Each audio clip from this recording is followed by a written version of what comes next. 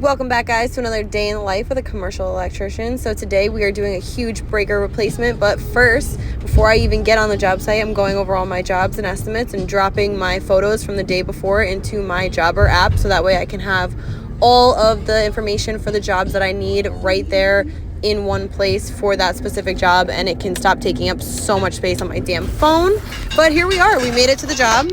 And if you guys recall, I got called on a huge service emergency call that this breaker was burning up and arcing like crazy. And moral of the story is we had some loose lugs. So we are going to go and replace this breaker with a new breaker. And I can't wait to show you the process. Look how burnt that fucking phase is. This is crazy. So the new breaker that we got, though, doesn't have any lugs or any tripping mechanism or any shunt trip. So I have to basically take apart this breaker that had parts in it that were still good and replace it and put them back into the new breaker. So this is just the tripping mechanism I'm reinstalling. Like I said, it was perfectly fine, so we're going to use it again. The lugs we are going to completely replace because those were melted. And we're going to cut all this shit back because it's burnt. So I'm going to put the shunt trip back in.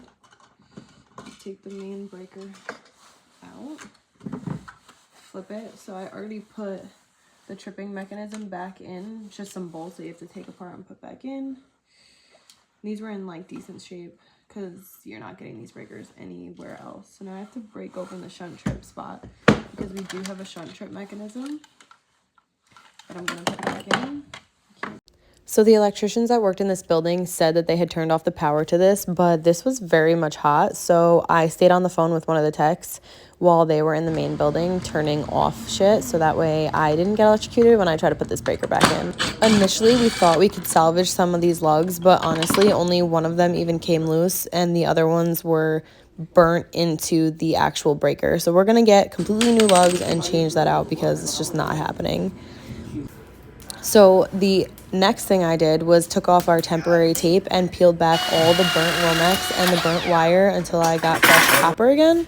Thankfully, the electricians that installed left enough slack for us to pull up and still be able to do this. Otherwise, we're gonna have to cut the wall. This might be the worst wire that I've ever seen burnt like this.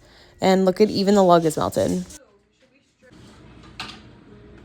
I put the breaker back in and we tested for voltage and we were all good to go. And yes, we made sure that these lugs were tight so this did not happen again. And we will be performing preventative maintenance to ensure that it doesn't get this bad. Thanks for watching, guys.